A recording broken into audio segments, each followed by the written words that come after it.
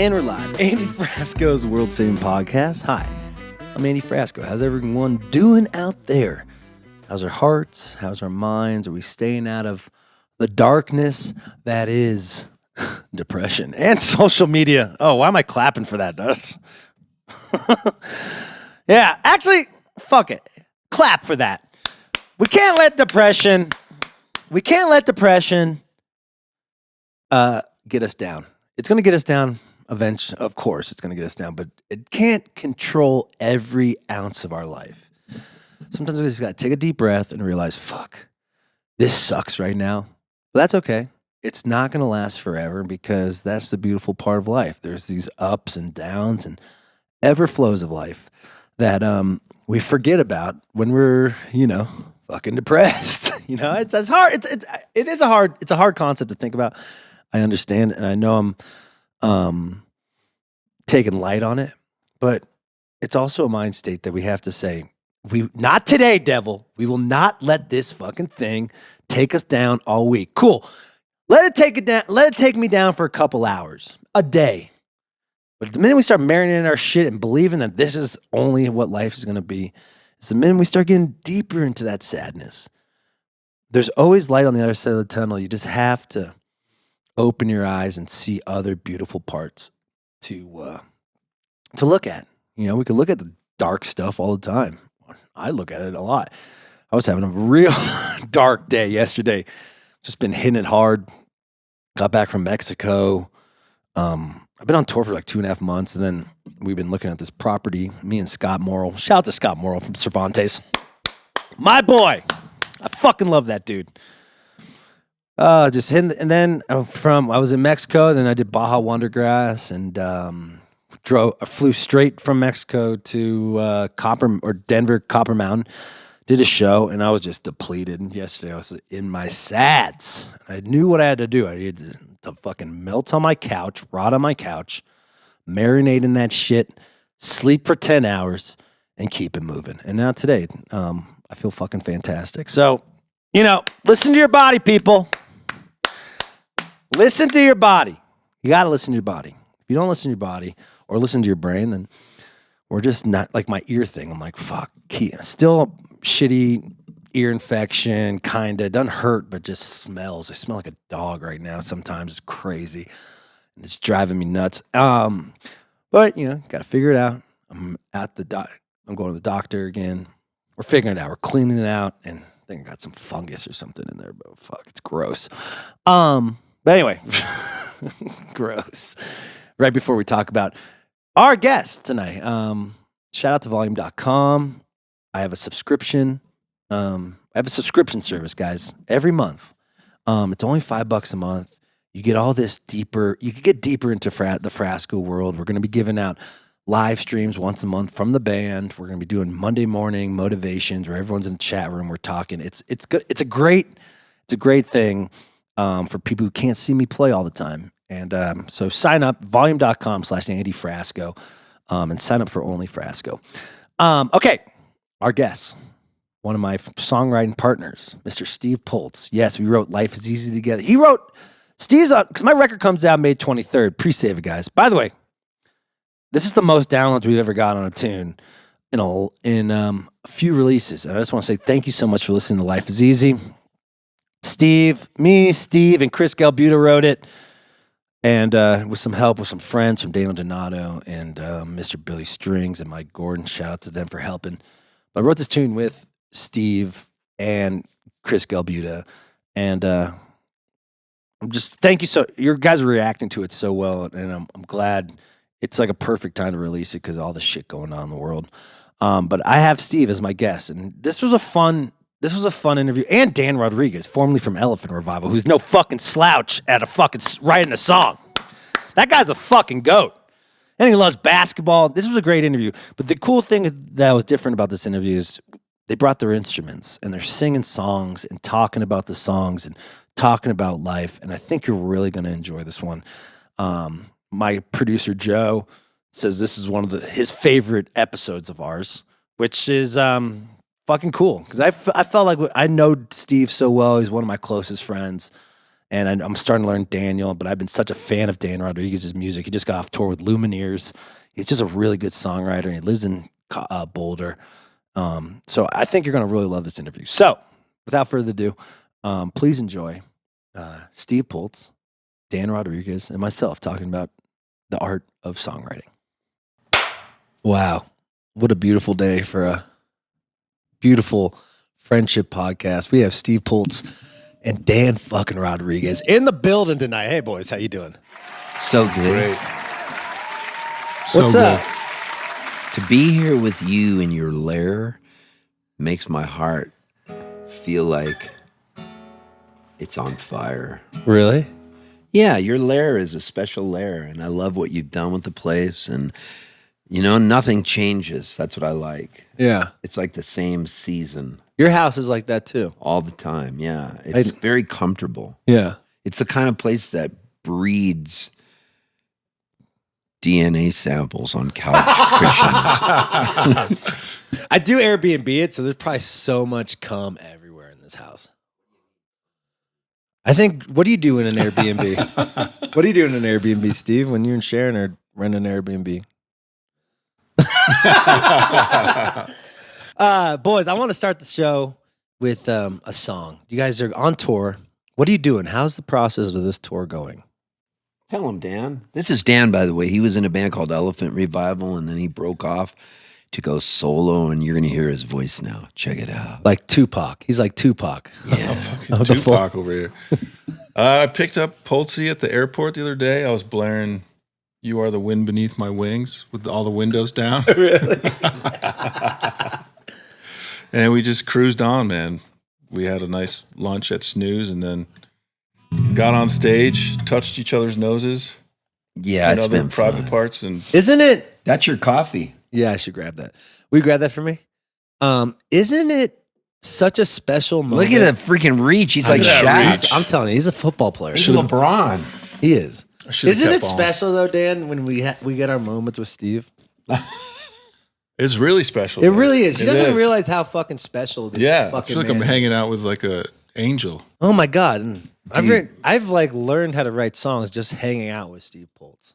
Yeah. Well, I've learned about life from you.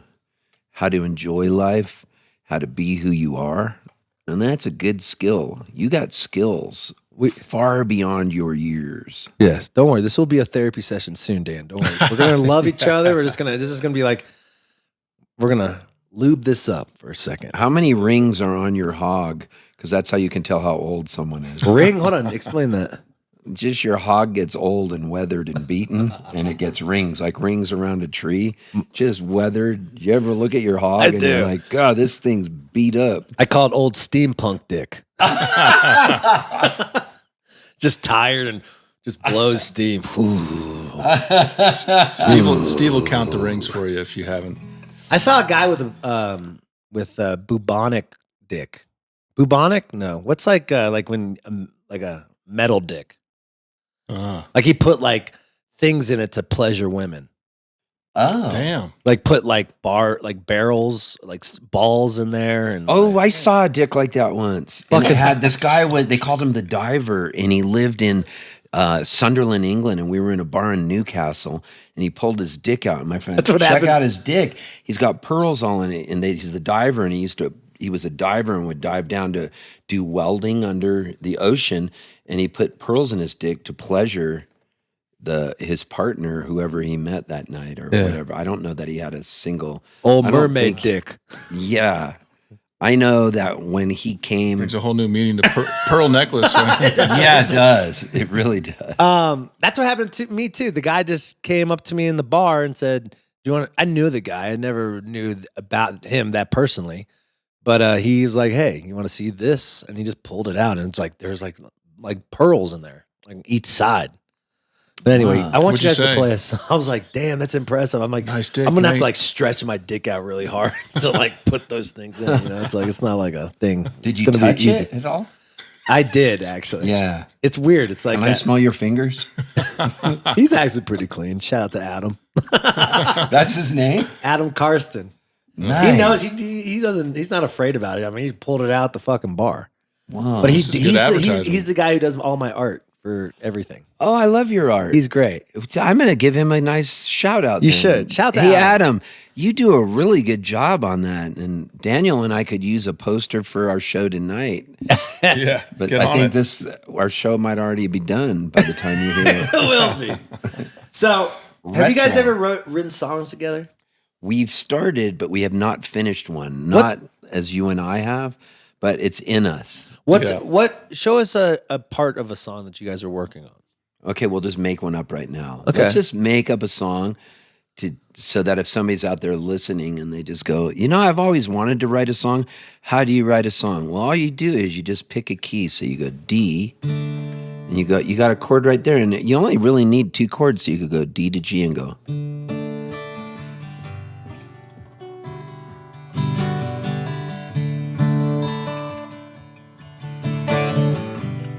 And then just start scat singing stuff about what you see around you or whatever you're feeling. This is the best. So think about your day and you'd be like this. Damn, the traffic was bad again, but we've come to expect this. Just like I come to expect your indifference. How many times must I ask to get a spare moment with you? Where did the times go wrong? But don't let it go. Keep it in your heart if you can. Share it with me. Don't you know I'll always be your man? I won't let you go like the others did. I'm yours, I'm yours, I'm gonna cry. Dude, see, so then you just do that and record. So Every fucking time, Steve. Every time, Steve. Every time. You like this too with him? I'm just in awe at every moment I'm with Steve. It's so crazy. you just make something up and then record it in your phone. fucking crying, dude. You are. I am. And then, fix what you want to fix in it, but at least you got to start. That's why I like writing songs with other people. Me because too. I really believe a rising tide lifts all boats. I believe in that. Right. And so when I'm with other people, they're a muse. Right. Do you write a lot by yourself, Dan? I do. Well, I've been starting to write a lot with other people. I find it easier to write with other people Right. because I like when I'm writing with myself, I get a little bit critical. Right. And like I want everything to be perfect, but when I'm writing with someone else, I'm like, oh, I don't give a fuck. And Yeah. that's the attitude to have. Like if you don't give a fuck, it just flows. Was there pressure writing for Elephant Revival? No, the pressure was like selecting songs for a record. Mhm. Yeah. Because then it was like 5 people, 5 songwriters, Oh God. a lot of emotions. Yeah. That's a lot. Yeah, totally. Who was What the about, most like- prolific? Yeah. Here, go first. Well, who was the most prolific in it, would you say? I think probably I wrote the most just because I was obsessed. But Bonnie got most of the songs on the record just because of her talent. Yeah. Yeah. How hard was it to like write these like real personal songs and then have Bonnie there? It was pretty. I think it was pretty easy. I don't Yeah. know. It was kind of a good little duo. You know, very very creative. Everything was very. What about when she's like, "No, we're not putting that song on"? Oh yeah, yeah. She had a lot to say. Damn. So was it a democracy? Her, Bonnie and Bridget were like the Law layers. They were? Her last name is Law, Bridget Law. Oh, Oh, yeah, yeah. it is. So was it a democracy or did somebody have more power? You know, it was a We're democracy. about to get gangbanged on this I interview know, right right? now. Here we go. It was a democracy, but like in a very emotional democracy. So like, Yeah. so like emotions influenced everything. The songs are so heavy too. They They're were. heavy fucking They are. songs, man. Yeah, yeah. I loved Elephant Revival. I mean, I Me love too. you. You're my Me too. fucking. You Yeah. are one of my guys. Dude. He Thanks, is. man. Thank I put you just as much as the top 3 of my guys right now: Poltz, Craigie, Rodriguez. Thanks, and then brother. no bullshit Love that. ahead. Thank you. You man. guys are goats, and like those songs were fucking heavy. I was like, oh my God, I know Yeah. everyone's like in relationships with each other. I'm like, oh my I God, know. this is It's fucking like this is Fleetwood Mac fucking up in heavy, there. dude. It was. Do you still sing a lot of the songs that you wrote if they were about Bonnie? And if you do sing them, how do you feel? I think in my songwriting, I kind of kept I kept everything pretty abstract. Gotcha. So it would be like maybe it would start out about someone, but it would kind of enter into a more broader, abstract perspective. So Isn't that the goal of songwriting too? yeah, totally. Can't be so specific. It's got to be still specific enough to you, but in a broader theme. Like, what's your take on like trying to write a song that everyone could get I think high you on? nailed it in what you just said. Yeah. Keeping broad strokes, I think a lot of times keeps the shelf life longer on the song. Yeah, for sure. Yeah. Yeah, I really mean, believe it. yeah. I wrote a lot of breakup songs. Why That don't are- you play one for us? Yeah. Here, I'll hold you. I can't exist without a capo. You got one? Of Yeah, I those? got one. Oh my God, this is my fucking dream podcast. Yeah, buddy, this is fun. Okay, I think I have it. This is good stuff. People want to know. People are afraid to write songs, man. I know. I think I got the fucking masters here. We're gonna have. This is an educational podcast, I like and that. we're gonna feel some shit today. All right, let's see. Whoa. Oh, so many breakup songs. Which one do you play? I can play the one I wrote with Wes from the Lumineers. Cool.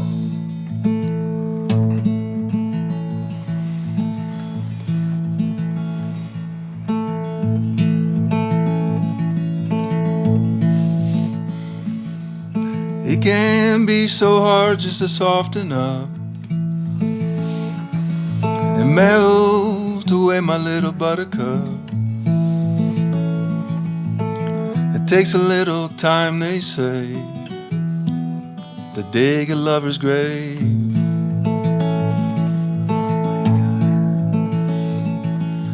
You can be in the dark and in the light. You can't escape the poison of your mind.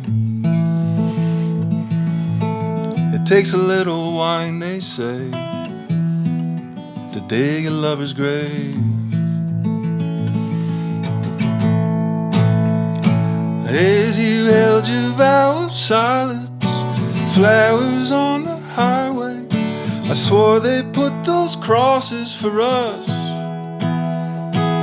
And you said, I'll never blame you. We left the Venice strangers. Have you had enough? Sing it like you mean it. You were happy just to be here, and the audience was small.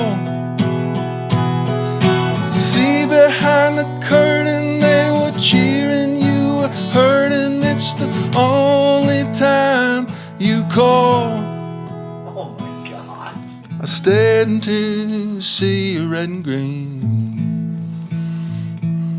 and every set of taillights looks the same. It takes a little while, they say, to dig a lover's grave. As you held your vow of silence, flowers on the highway, I swore they put those crosses for us.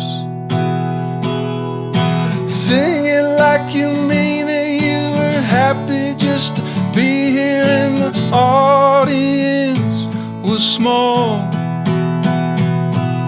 See, behind the curtain they were cheering, you were hurting. It's the only time you call. Sing it like you mean it. You were happy just to feel it, and the audience was gone.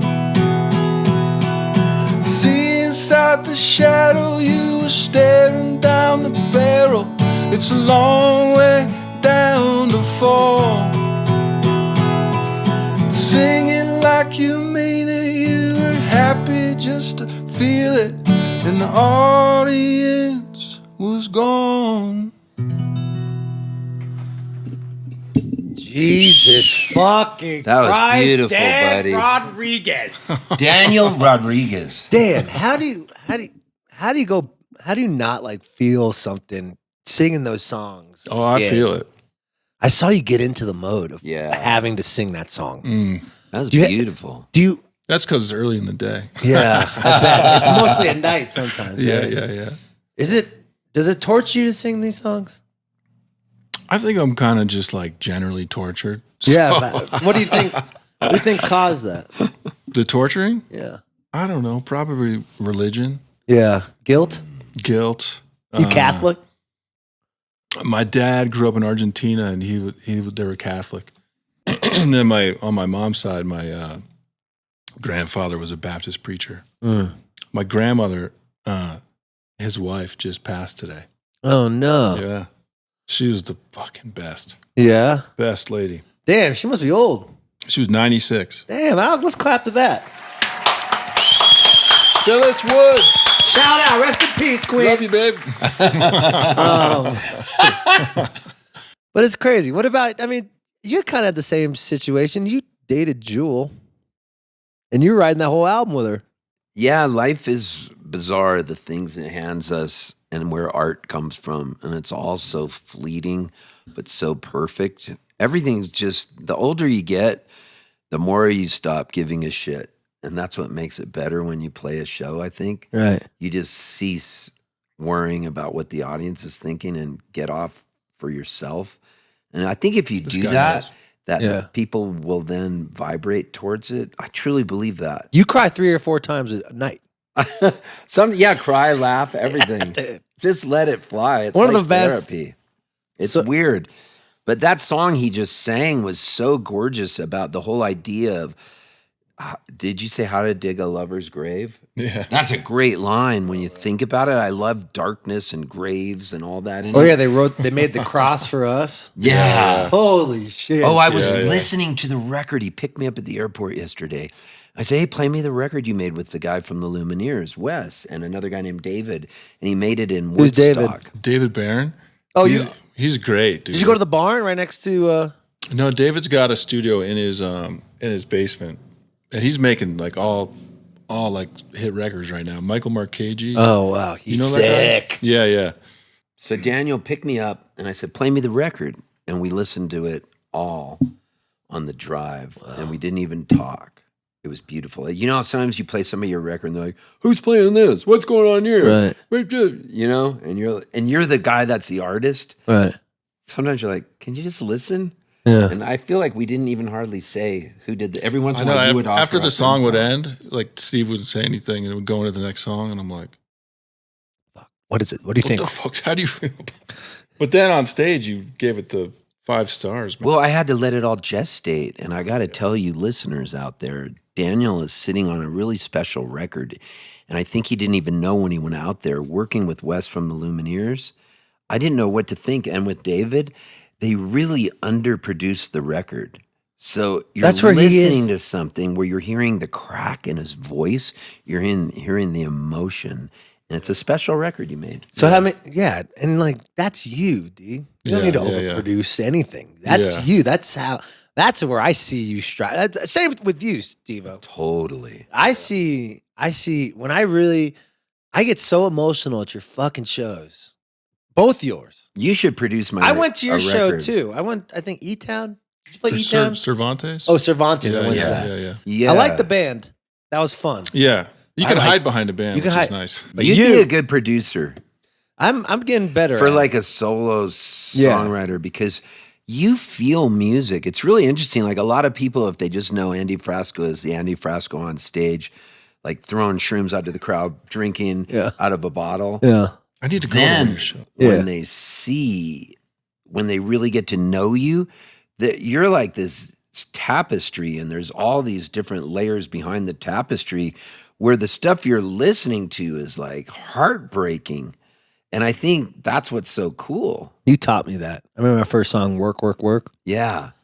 Ugh. But Still- you're really like you would be a good producer too, don't you feel like? Yeah, it I'm now? getting better at being confident enough, like of not putting too much shit. We could always add more shit, but then it doesn't become us. Yeah. It's just like we're just adding to add, right? The most beautiful songs were those naked songs. Yeah. Like how was You Were Meant for Me? How did that come about? When with Jewel, like was it a naked song? Like how'd that approach? Were you guys naked? Were you naked? Were you making love? We had just woken up and we were in Mexico. And that's a lot of times if you're next to somebody in bed, I think that's a good time to write a song because Really? that person's next to you and you just woke up. You haven't showered or anything. You're still in bed. You don't have any clothes on and you got a guitar leaning against the back of the bed or something. You reach over and then grab the guitar. And then the next thing you know, it's like, you know, like a snow globe, how it's all the snow's crazy in the snow globe. It's all settled in the morning. And sometimes you can see things better and then you just start writing a song, especially if it's somebody you're with or something. Yeah. That's a beautiful thing too. But I mean, we're just lucky that we get to create. And I'm telling you listeners out there, that record, dude, you're going to dig it the most. I can't wait. Frasco. Was that song? Is that I'll song? text it to you. Yeah. Yeah, please. Was that song on there? Yeah. Yeah. Oh God, And it's Yeah. a Wes, mellow. Wes wanted me to name the record "Dig a Lover's Grave," and I was like, oh, it's so heavy, I don't know if I could do that. so heavy. That's a good idea. Yeah, I changed it to harboring pearls. I love that. Yeah. Can you play a little bit of that Jewel song for people to remind people? Yeah.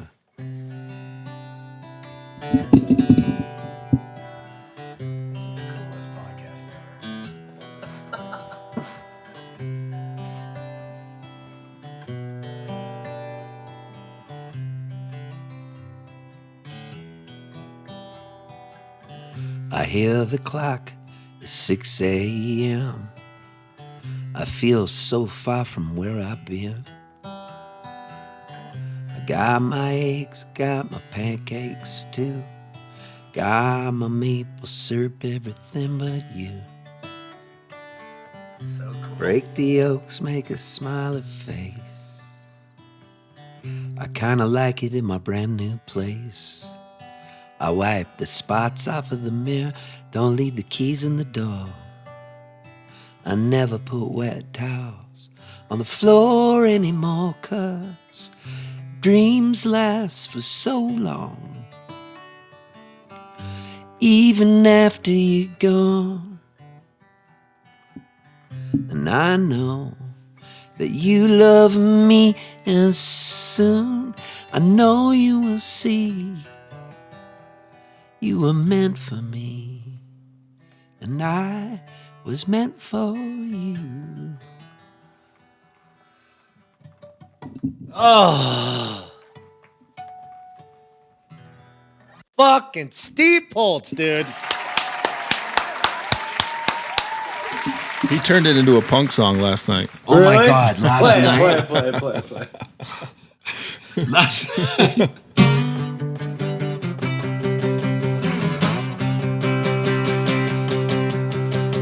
Dreams last so long, even after you're gone. I know you love me, so I know you will see. You're fucking meant for me. You're fucking meant for me.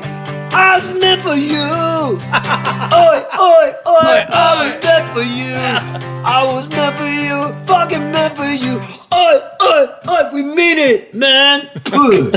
Holy shit. I gotta clap to that. Isn't it crazy how a melody can change how we perceive the lyrics completely? Totally. What other songs you feel like Just in movies. in movies too? Like if Well, there were, like- yeah. Bob Dylan, Buckets of Rain. Yeah. Oh, yeah. Start that song. Check. Remember what he does, like in a movie, if you were to hear this? Let me hear it. Start it down.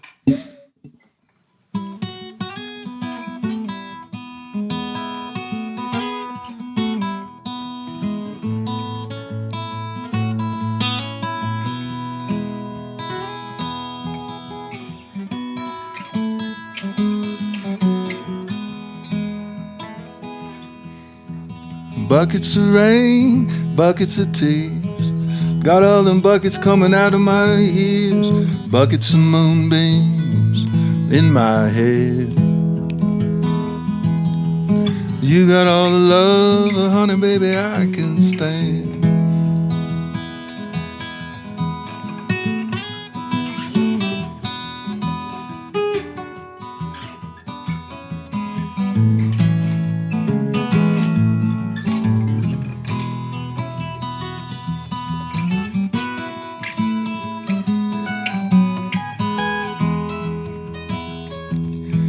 I've been meek, been hard like an oak.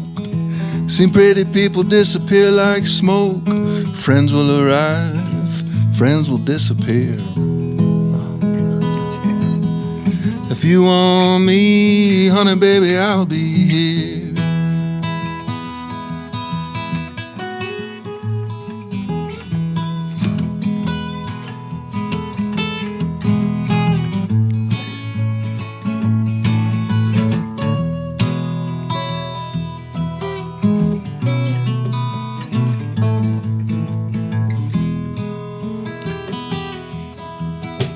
Little red wagon, little red bike. I ain't no monkey, but I know what I like. I like the way you love me strong and slow. I'm bringing you with me, honey, baby, when I go.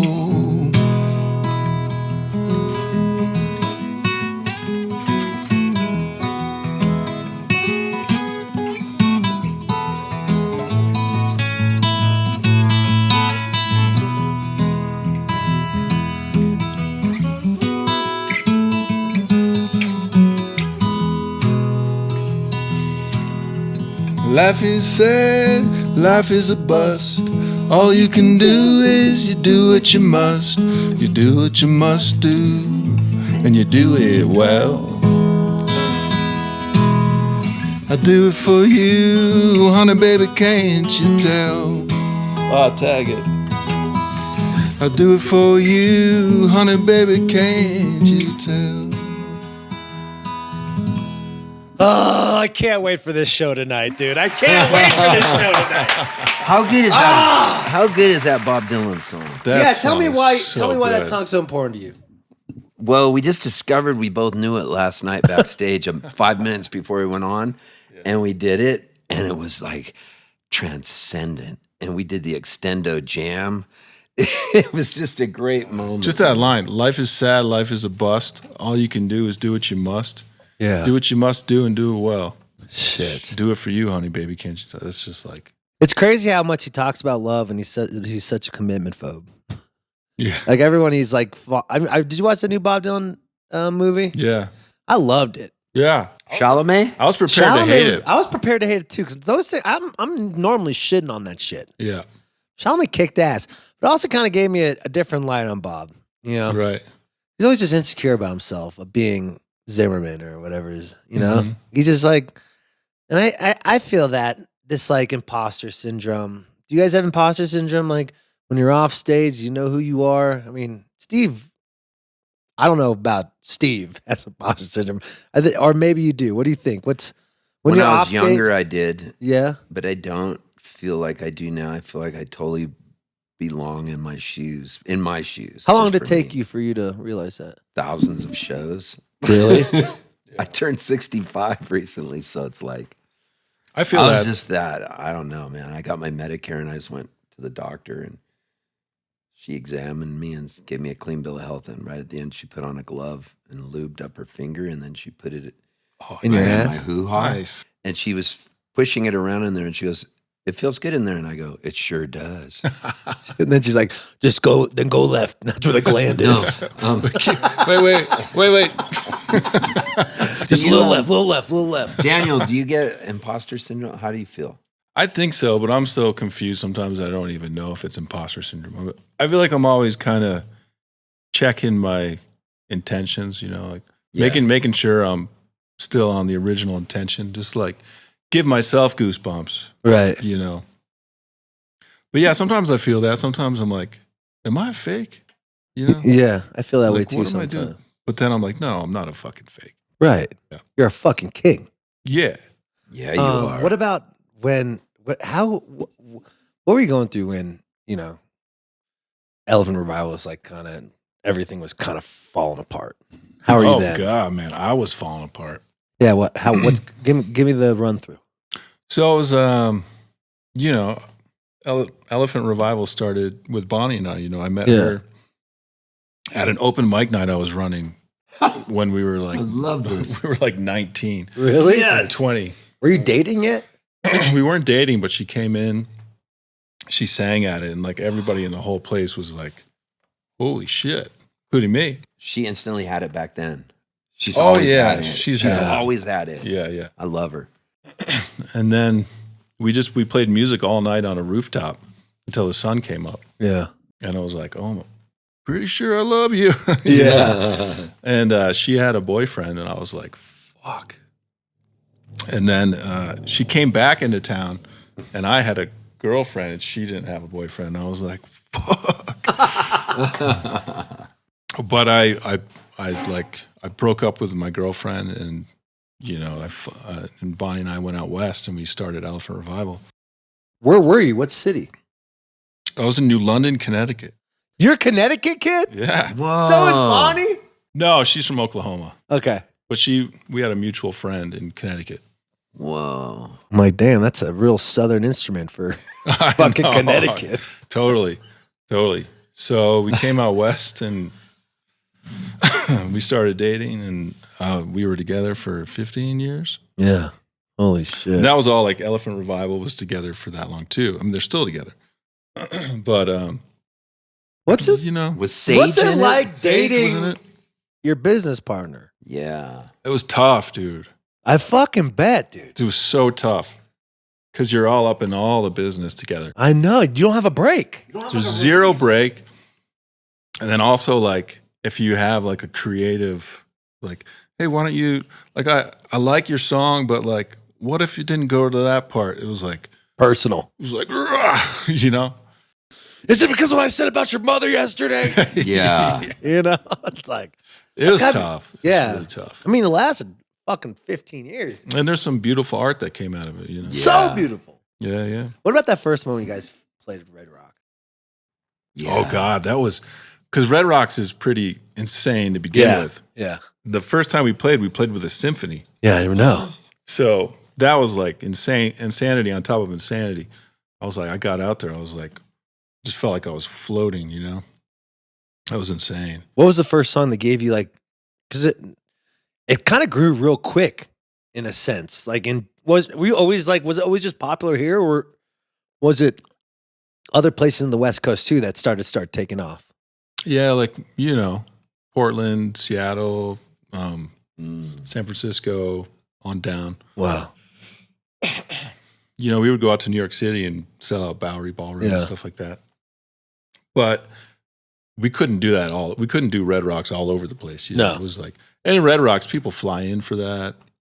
Red Rocks itself sells tickets, you know? Yeah, well, it's like it's so weird how like a lot of our bands everywhere will sell 1,000, and then Red Rocks will sell 10,000. Yeah, yeah. You know, it's just such a weird. It's like, how are we doing this? how the fuck is this Is it happening? just- yeah.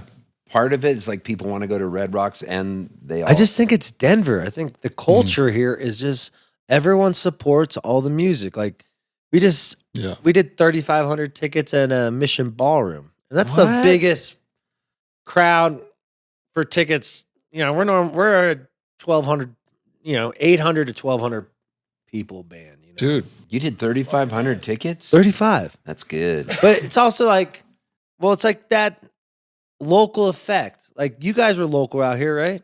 yeah, this is where we grew up. Exactly. musically. Yeah, So like, I think once they feel like it's home, like look at fucking Lumineers, dude. yeah. Yeah. Well, they're different because they're Yeah. huge everywhere.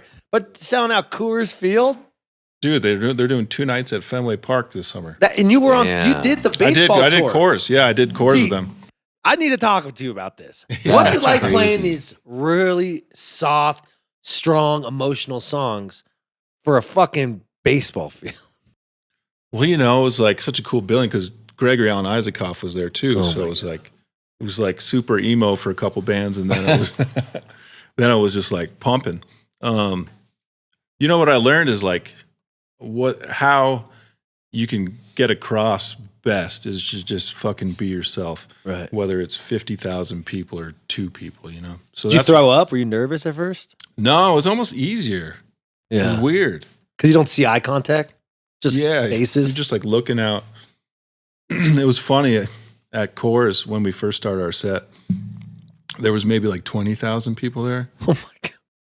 But at Coors, it like looked like there was no one there because it's so huge. Yeah. So at first I was kind of pissed. I was like, where the fuck is everybody? But like just one little strand of Coors is like Red Rocks. Yeah, it's like 5,000. Yeah.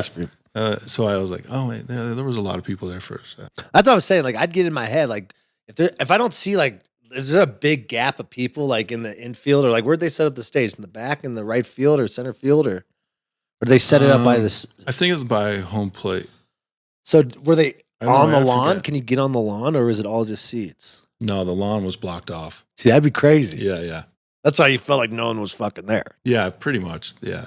Dude. Yeah. You ever do shit like that, Steve? Yeah, playing big shows is crazy. I like them.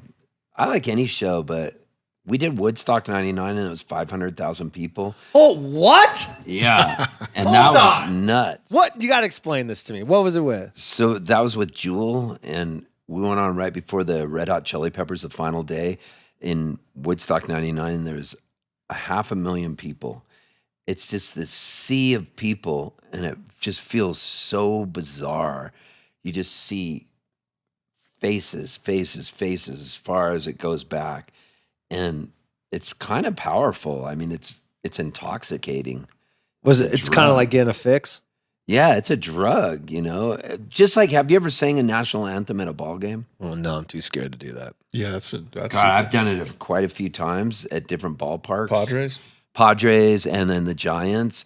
I did it on Memorial Day, and that's like 55,000 people, you know, sold out, and it's scary. Is it? Jesus. And I did it with guitar. Expecting you to be fucking perfect. And it's the national anthem, and people are so, you know, like they don't want to see that screwed up.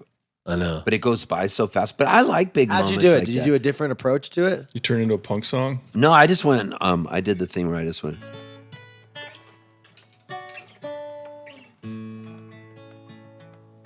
Started at an A, so it's low, because it ends high. So it was like, oh, say, can you see by the dawn's early light what so proudly we hailed? And I went through the whole thing, you know. At the twilight's last gleaming. How'd you do the high note? And the rocket's red glare, the bombs bursting in air, gave proof through the night that our flag was still there. Solid. Oh, say does that star-spangled banner yet wave o'er the land of the free? Woo! Fucking Steve Poltz. And the home of the brave. Play ball. Fucking play ball, Steve. Are you worried about like fucking up the words? Yeah, That's got to be fucking hard. Scary. but like one guy was like, make sure you say perilous. Perilous. Instead of Not paralyze. Perilous fight. Perilous. Like this one guy was really into the grammatical way of saying everything, and he kind of helped me a bit. Yeah. But right before I went out, Bruce Bochy, who was the manager of the Giants at the time, they won 3 World Series under his stewardship. And it was Memorial Day, and Barry Zito was pitching. It was against the Diamondbacks. And Barry Zito's this left-handed pitcher with pinpoint control. And right before I went out, and I knew Barry, I know him. And he goes, "Don't blow up, Poltz." And he threw a ball and whizzed it right by my ear. And then Bochy goes, "Hey, Poltzy, when you go out to sing the anthem, make sure you don't do it too slow. We hate to sit through a long national anthem." And I go, "All right." And I was really nervous. And he goes, "And don't get all Mariah Carey on it either." Don't get So I did it kind of straight ahead. Did you have like relationships with these guys? Yeah, I know them all. Yeah. They're buddies of Sick. mine. I've always loved baseball. Yeah. And I got to know them when they were Padres, and so it was really fun being able to do it, Hey, Poltzy, you still owe me $867 for a mini bar you threw out of my hotel window. You got to write me a song called the Mini Bar Blues. Hold on. Is that real? Yeah. What happened? Tell me the story. What happened? I used to follow the Padres around when Bochy was the manager of the Padres before he went to the Giants, and now he's with the Texas Rangers. I would follow the Padres around because I was like best buddies with the second baseman years ago named Tim Flannery, and then he became the third base coach. So whenever the Padres would go on the road, I would book tickets and fly out alone and just get drunk, smoke cigars with these guys. I'd play them songs in the dugout, and I was staying in their hotel, and I just got too familiar with them. And one night I threw Bruce Bochy's mini bar out of his hotel window. Were y'all coked up? Was this the coke I was drunk out of my head. I don't think I was doing coke that night, but I was drunk. And then they had a team meeting, and Tim Flannery called me aside, and he goes, "Hey, we had a team meeting with the traveling secretary, and you're not allowed to stay within 100 yards of our hotels anymore. You're not allowed to stay in the same hotel." And I was like, fuck. So I'd have to stay far away and then still show up to the game. Play me that song. Do you know it? Which song? The song. Oh, did you actually write that No, song? I still owe him the mini bar. But every time he comes to a show of mine, I'll ad lib a mini bar blues song. Like I just wrote it, and I'll just make one up on the spot, and he will laugh so hard. That guy's great. Were they party animals, those baseball players? Yeah, man. They would have like these bowls of back in the day they called them greenies, and it was speed. And they were green pills. Yeah. And they were all on greenies. Yeah. They were just greenied up. They go, grab some greenies. And then after the show, after the game, they would eat pot cookies. The baseball and be stoned. Yeah, they're probably Some like of for them, yeah. landing gears because they're all methed out. I mean, I think baseball players, it's 140 games. 162. 162 Jeez. games. Yeah. And you have to be on, dude. It's more than the NBA, double. And you're like, I Travel get why days, they're too. probably all on meth. Makes sense. I mean, it's a crazy, crazy sport. And back then it was like they were sliding into each other, fighting. Now everybody's got They're all kind of- sponsorship deals and they're a little too precious. Yeah. None of the pitchers hit anymore. Both leagues use the DH. What do you like about baseball? Like, why do you love it? What I like about baseball is it's like a game of chess, and when it starts, it's this blank slate, and you don't know what's about to happen. You might think you have your ace on the mound, throwing heat, your best pitcher, but for whatever reason, this guy's off a little bit that day. And then they're trying to decipher, where is he off? They're looking for a sign. Is he tipping his pitches? Meaning, are they watching his hands so they know he's going to throw a screwball? Is he hiding it in his glove? Did they steal the signs from what the catcher's saying? Is the shift on in the outfield? Because of this guy, they know he's pulling everything to the right side of the field, so they put a shift on. And it's a chess game, and you know who's coming up next. You know where to play your outfield by the guy that's coming up, because they might be trying to manufacture a run. And the game of small ball is so beautiful, where a guy walks to get in, steals second, sacrifices him over to third, and then there's a long sac fly to right field where they get a run in. Just manufacturing runs. It's a beautiful thing. I just love the game of Kind of like the baseball. music industry when you're putting out a record. It Like with is. singles and how you're approaching each single, how you're approaching like when you get a wave, then you have to do a big tour. Or, it's like I've been falling in love with baseball lately. Have you? I love it. yeah. I've been watching all the games now. I watch every Padre Mostly game each NBA night. like you. Oh, you NBA? Oh, yeah. That's cool. What do you see the parallels in sports and music? Well, I watched a Frasco show online, and you're just like jumping off of amps and pianos. I'm like, that's where athletics and music comes in. What about like you're a band leader for 5 people, like a point guard? Do you see it that way? Yeah, I see myself as kind of like a benevolent leader. But in sports, I was never that. No. It was usually the point guard that was. You played in college, right? I played a year and a half in college, yeah. Really? Yeah. What'd you play? I was like a small forward. Yeah, you What shot. school? You're a shooter. I shot and I could dunk. And You it was could dunk? Oh, yeah. How tall are you? I still can, actually. Yeah. What school was it? It was called Endicott. It was Division III. Where was it? just north of Boston. Nice. Yeah, we won our division. Did you play in high school? Yeah. Which high school? St. Bernard's High School, Catholic school. Why'd you guys quit? win? Yeah, we won a lot of games. Were you a center? No, we had a 6'11" kid on our team. So you're Whoa. power forward? You're always Yeah, small? well, sometimes I would play center, but I wouldn't always be in the paint, you know. What did you think of the Lakers picking up the dude from Luka Doncic. Dallas? Luka Doncic. You know, I was like, this is fucking sketchy. What the fuck is going on? I agree. And then I think the NBA forced their hand to get because the ratings were so low. totally, yeah, Really? yeah. I think they said we just signed this $1 billion deal, and no one's watching this thing. We need to spice it up. We need to put the best young player on. Cubans mad. That's they did, also right? why I think they're Pretty wild. losing ratings, just because It's all fake. Players are just going to whatever team. Kind of like the March Madness now. NIL. It's taking out the March Madness out of it because of the portal. Yeah, the NIL's fucking everything up. So now, like, everyone's just going to go What's to the number NIL? one team. Now you get paid. Oh, You yeah. get paid to be on a team. What's Right. NIL stand for? National something. I forgot. My buddy though is one of the founders. He's one of the sugar daddies for a college team. What is it? Bulldogs, Georgetown. Mm. He pays Oh. the bill for the teams. He says Wow. basketball. People are getting around $4 million. Yeah, players are getting $4 million. College. The College. Georgetown Wow. Hoyas? Yeah, just to play Georgetown. Think about Duke. Think about where the boosters are crazy for basketball. like Cooper Flag. Yeah, Cooper. Yeah. But then think about football that actually makes money.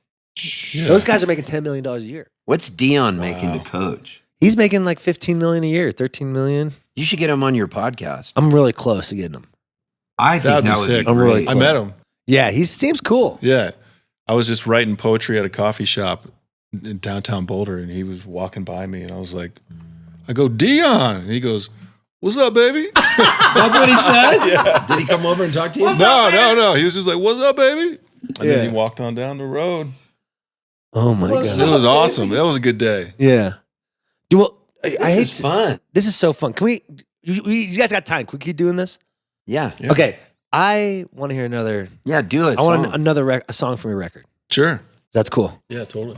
And I also want to hear. No, I love this. I want to hear Wrong Town from you. I want to know why you wrote that because that song is my most played song right now, Whoa. and like I'm trying to figure out why you wrote that song. So I want to talk Yeah. about that too. Yeah, baby. I can't wait, and then we'll let you go do your sound check. Have you ever had Shadur?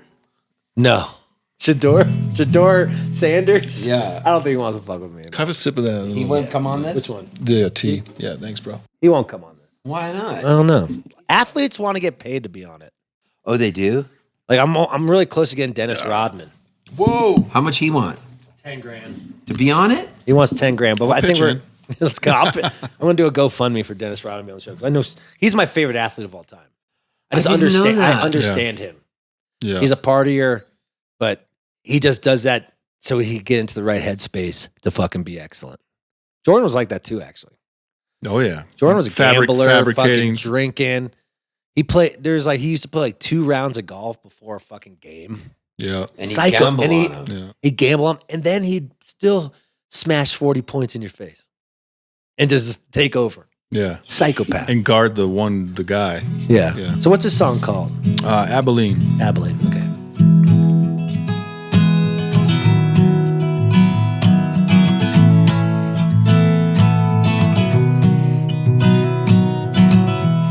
She's harboring pearls, sleeping in the alleyway, thumbing her nose at expectations. She got a book of poems, lock 'em in the Chevrolet, candles on the dashboard.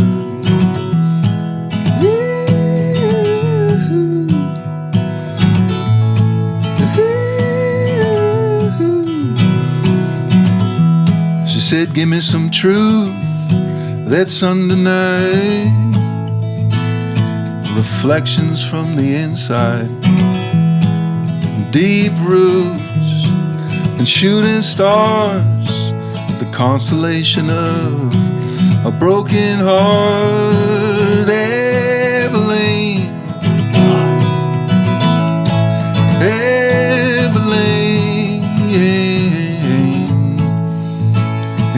loneliest parade. I hear you singing anyway, Abilene.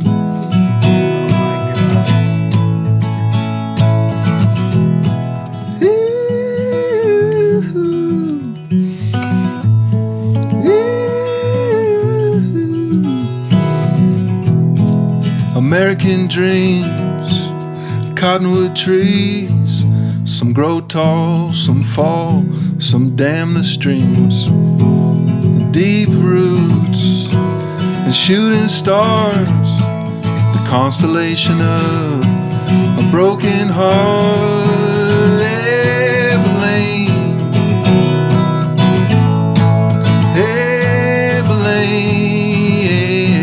Abilene, it is the loneliest parade. I hear you singing anyway, Abilene. Abilene,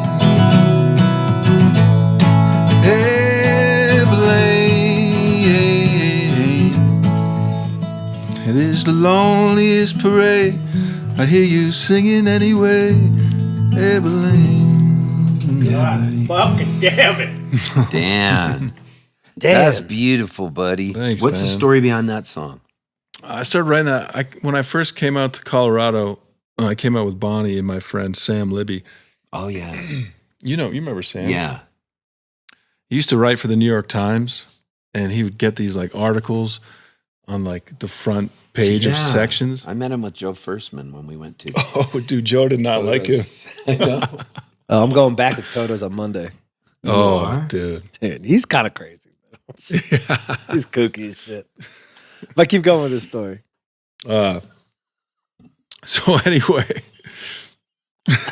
Yeah. edit that part out. Yeah, we will. Yeah, of course. Uh, Yeah, of course. yeah, my friend Sam Libby. I first came out to Colorado with him, and he used to write for the New York Times. He'd get his articles on like the front page of the local sections, and then he got busted growing pot, which is legal here, but back in Connecticut, not so legal. And he got locked up, and then he was on the front page for doing that. Yeah. And he's written a couple books. Anyway, we were best friends, and he passed away a few years ago. So, songs about him. He was an interesting fella. He was? Oh, man. I really found him interesting. I really enjoyed being around him. But you knew it was like you were around Charles Bukowski or something. Right. Yeah, he was a real. Well, like so you knew he was sad. Kind of dirty, disheveled, and Kind of sad in his eyes. I don't know if I would call it sad. I would call it world weary. What do you think? Well, he was like, he used to say, I'm Jewish only on my mother and father's side. That's pretty. So he always was like kind of weary about world politics. Yeah. And yeah, and he was kind of a grifter, but the way he grifted was with like intelligent, like very high intelligence. Right. Wow. He was God. a grifter. Libby. Rest in peace, buddy. Yeah. I like that word. He was a grifter. So, man, you're going back to, why are you going back to Todos Santos? I'm looking to buy a property there with Scott Morrill and Strasbourg AG. Wow. We're looking at buying a hotel and Damn. like an artist compound thing. Where at? Which part? Downtown near La Posa. You know that hotel? Oh, yeah. La what? La Posa. Yeah. Yeah. Right in the heart of Todos? It's kind of it's near more on the water. Oh. Steve brought me down there for the first time. Yeah, right I after. love that town, man. It's a good community. It's And then a I'm going, great and then Baja community. Wondergrass is there this Oh, yeah. week. You know who I think would like your record a lot is Eddie Vedder.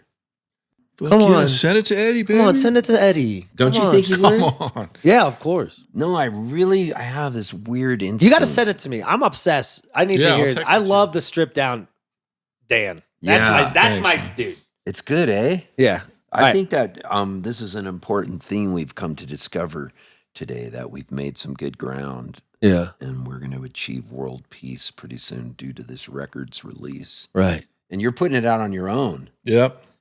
See We what it tried is. labels, but Do you know this guy works hard? I know. He left a band that was very established, and I brought him down to Todos Santos. His heart was broken. Yeah. And I brought him down and just hugged on him. True. Well, I did. I said, you need to come down to I live Todos. here, Dan. So you ever want to fucking hang out? I'm serious. I'll come out and I'll find your ass. Right on. You know for what was real. funny was yesterday, Dan goes, for some reason, Andy's not following me on Instagram. Really? And he used to. And I said, that would be a mistake. And he goes, Oh, yeah, don't bring it up. And I go, I won't. No, my manager unfollowed everyone because they saw that I was following 7,500 women. Oh, shit. And they figured that Danielle. So I've been trying to slowly like get everyone back in, but yeah. Oh. Isn't that see, funny? it wasn't personal. Yeah, it wasn't. no, personal. And I it's go, just Andy funny. loves you. At I love point- you. I was just like, it's funny how it's like kind of petty sometimes. No, Instagram, like, I'm the same way, dude. yeah. I'm the same way. But I was like, well, maybe he actually didn't ever follow me, and we just wrote to each other. No, I'm up that ass, Dan. I fucking love you. I'm deep in that ass. Your manager unfollowed everybody. She The did. manager you have now? Eva, she's like, hey, we should probably like stop following like porn stars. I'm like, all right, word. She said that? Oh my God, I love I respect that. it, like this is why I needed estrogen in my life. I'm just like, I don't know. Because this is my personal page too. It's not just like my band page. I didn't realize that it's like a professional page. Do you still hear from your old manager? Yeah, we're homies. Schwartz? Yeah. Yeah, we still talk. Because Phil will be there tonight. Oh, cool. Yeah, Yeah. we're still homies. Steve, You before love we go, that. this is the Yeah. last thing I want you to do. You play this song that makes me cry every time. Makes you cry? It's a really sad song about just you being thankful you're alive, or Huh. what is it called? All my friends. All My Friends. No. Oh, I know All My Friends. Yeah. Which song are you thinking about? I think it's All My Friends. Like, I want all my friends to be happy. You talk about jizz. That's the part that makes me cry every time. Let me move this microphone. What song is it? There's this one song. You're just so thankful.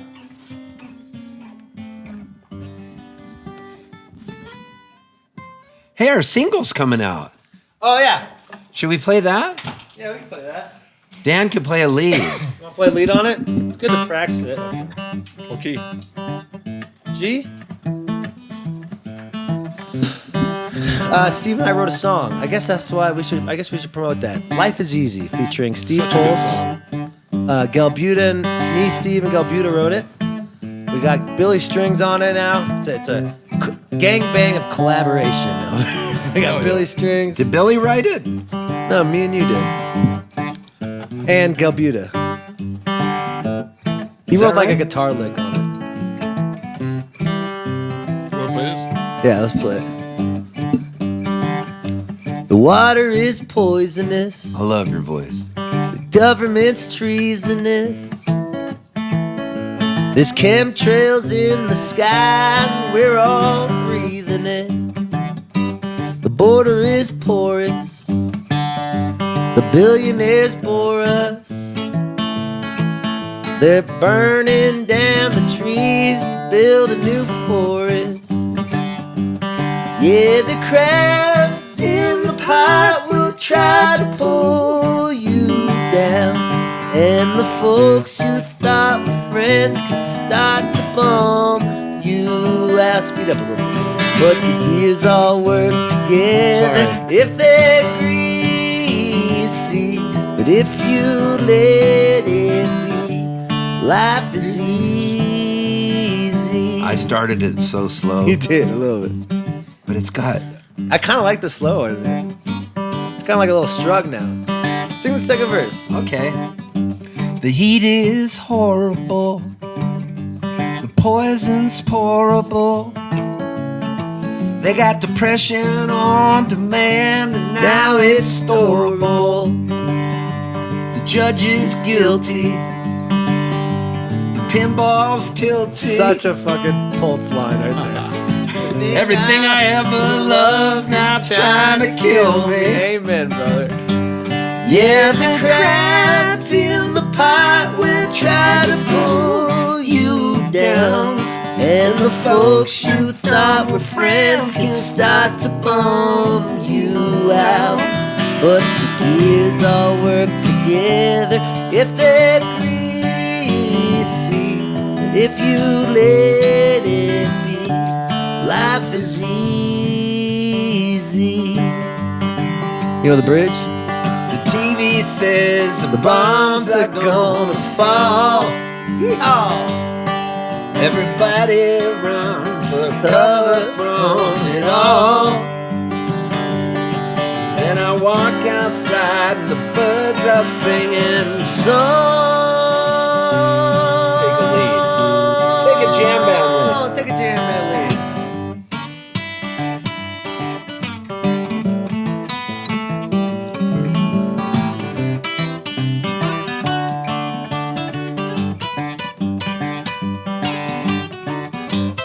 Damn.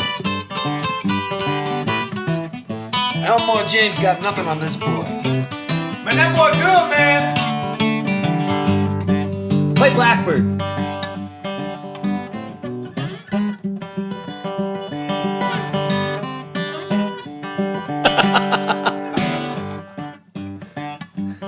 Oh, this has been such a treat. Thank you guys so much for being What's here. the last verse say? The heat is horrible. Oh, hold on. The bullies Teasing us. us. No one's pleasing us. They're lighting up the grill and trying to season us. But we're all eating up the shit they're feeding us.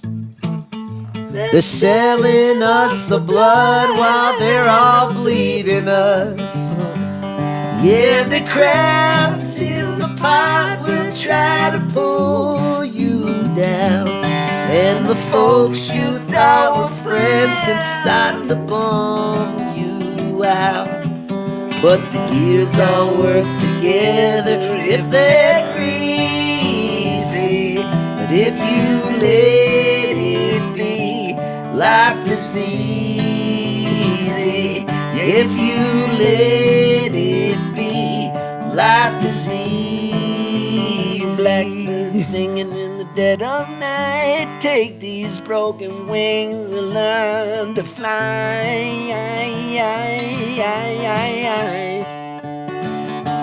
Life is easy. Tag. If you let it be, life is easy.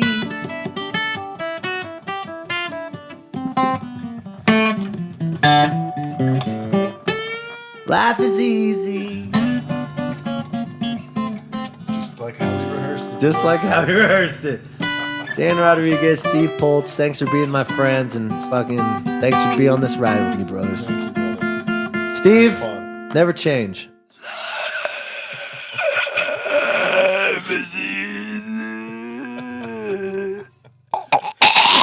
Have a good night.